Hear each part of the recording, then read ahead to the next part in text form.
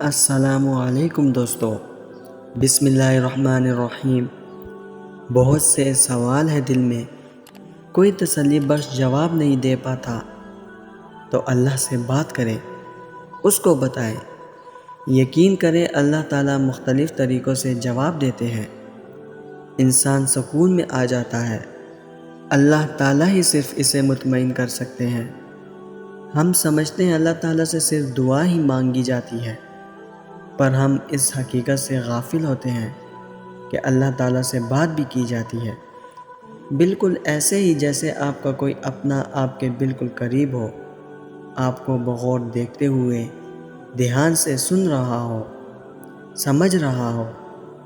ہم سب زندگی میں کبھی نہ کبھی ایک ایسے مقام پر کھڑے ہوتے ہیں جہاں دنیا کا ہر دروازہ بند نظر آتا ہے، بظاہر کوئی سبب نظر نہیں آتا جس کی وجہ سے نا امید ہونے لگتے ہیں۔ اس وقت ہماری نظر دنیا کے ظاہری اسباب پہ ہوتی ہے کہ وہ نہیں تو شاید کچھ نہیں، جبکہ اسباب پیدا کرنے والا تو اللہ ہے۔ وہ جب چاہے ایسے اسباب بنا دے کہ انسان حیران رہ جائے۔ اس لیے بھروسہ دنیاوی اسباب پر نہیں بلکہ اللہ پہ ہونا چاہیے۔ خیالوں کو خود پر، باتوں کو دل پر، رویوں کو دماغ پر حاوی نہ ہونے دیں۔ لڑنا سیکھیں اپنے خوف سے، اپنے خیالات سے۔ مسکرانا سیکھیں کہ کسی کو حق نہیں آپ کی مسکراہٹ چھین لینے کا۔ لوگ آزمائش ہوتے ہیں اور آزمائش پر صبر کیا جاتا ہے، ایسا صبر کہ ان کا رویہ یا الفاظ آپ کے دل و دماغ کے سکون کو متاثر نہ کر سکے۔ مان لیں کہ ہر کسی کو آپ کے درد کا احساس نہیں ہوتا، اس لیے ہر کسی کے لیے خود کو درد نہ دیں، اپنے رب کے حضور پیش ہو جائیں۔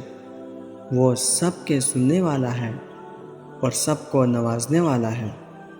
اپنا یقین اللہ پر اتنا پختہ کر لیں کہ انسان کو کبھی کسی کی ضرورت محسوس نہ ہو۔ حضرت بصیر رحمۃ اللہ علیہ فرماتے ہیں، میں نے قرآن میں 90 جگہوں پر پڑھا کہ اللہ تعالیٰ نے ہر بندے کی تقدیر میں رزق لکھ دیا ہے اور اسے اس بات کی ضمانت دے دی ہے، اور میں نے قرآن شریف میں صرف ایک مقام پر پڑھا کہ شیطان تمہیں مفلسی سے ڈراتا ہے۔ ہم نے اپنے رب کا 90 مقامات پر کیے ہوئے وعدے پر تو شک کیا، مگر جھوٹے شیطان کی صرف ایک مقام پر کہی ہوئی بات کو سچ جانا۔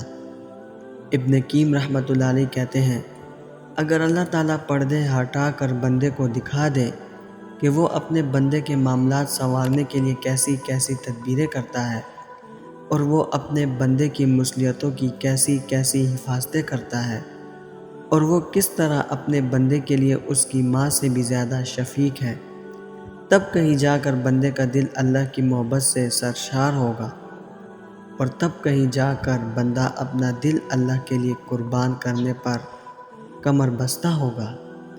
تو پھر اگر دنیا کے غموں نے آپ کو ٹھکا دیا ہے تو کوئی غم نہ کرے۔